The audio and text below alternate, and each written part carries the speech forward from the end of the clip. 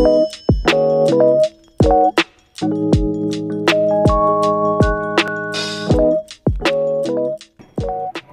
guys, so pansin nyo no, naglalakad lang ako.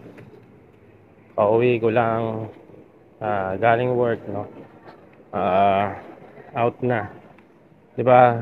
Sabi ko dun sa last video ko, may upload ako na may bago na akong trabaho no. So, okay naman at maganda kasi may OT. Ano siya? Open OT siya eh. Kaya ngayon Sabado, first day ko nakapag-OT ako. Tapos second day nakapag-OT ulit. Wait.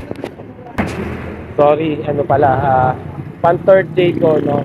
Pan third day ko kasi tumapat siya ng Sabado. So, sinulit ko na yung OT. Open OT siya.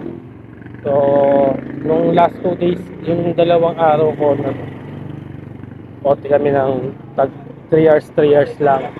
Tapos, ito ang, dahil nga Sabado, sinulit ko na yung OT, 5 hours, no? Malaking bagay kapag may OT kasi. At, syempre,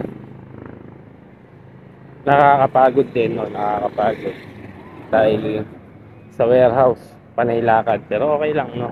Siyempre, kaya natin mag-taste para sa pamilya, no? So, yun lang, no? Kita-kits tayo sa bahay.